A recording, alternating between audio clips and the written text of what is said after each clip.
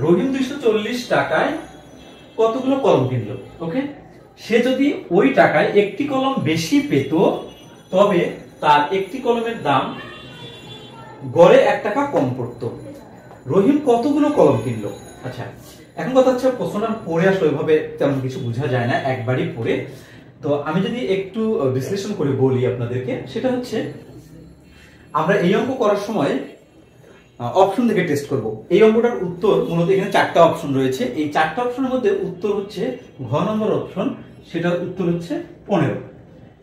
এখন কথা হচ্ছে যদি আপনার 4টা অপশনই থাকে, আপনাকে 4টা অপশন দিয়ে টেস্ট করতে হবে। আপনি বিশ্বাস করেন বা না করেন, 4টা অপশন দিয়ে যদি আপনি টেস্ট করেন খুব বেশি টাইম আপনার লাগবে না, একদম 1 মিনিটেরও কম সময় লাগবে এই এত বড় একটা কোশ্চেনটাতে।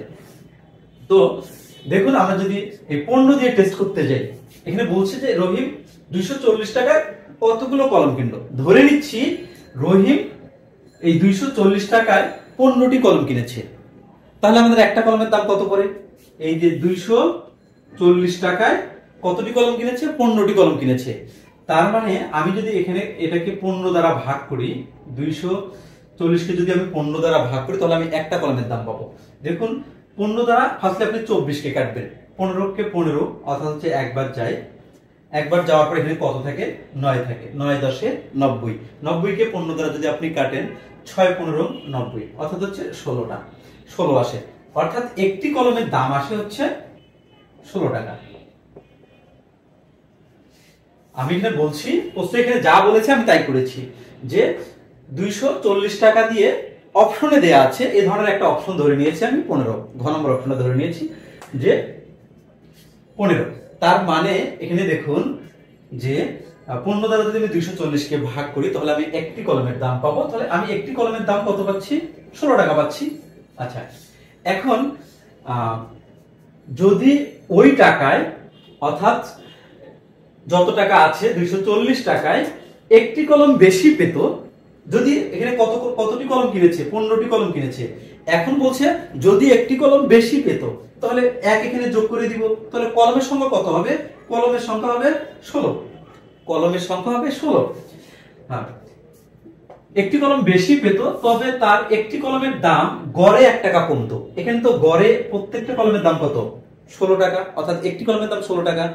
তাহলে এখানে বলছে একটি কলমের দাম গড়ে 1 টাকা কম পড়তো, কম পড়তো। তাহলে এখান থেকে 1 মাইনাস করলে কত আসে? আমাদের 15 টাকা আসে। তাহলে রহিম কতগুলো কলম কিনেছিলেন। এখন কথা হচ্ছে, যদি আপনার এই 15 আর এই 16 গুণন করে আপনার এই 240 মিলে যায়, তাহলে আপনার অ্যান্সারটা সঠিক এবং ওই অপশনটাই আপনি দেখাবেন।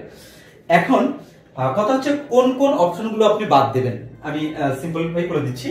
দেখুন, এই টাকা 240 টাকার কলম কিনেছে, কতটি কলম কিনেছে? আপনি 10টা কেনেন, 12টা কেনেন, 14টা কেনেন বা 15টাই কেনেন, যাই থাক অপশনে, যে অপশনের মধ্যে, যে অপশনটার মধ্যে এই 40-এর উৎপাদক থাকবে, অর্থাৎ 15 দ্বারা কিন্তু 40 কে ভাগ যায়। এখানে দেখুন আপনার ধরা আছে যে 17 আছে, এখানে আছে 17 দ্বারা কি 40 কে ভাগ যায়? যায় না। সুতরাং ওই অপশনটা আপনি বাদ দেবেন।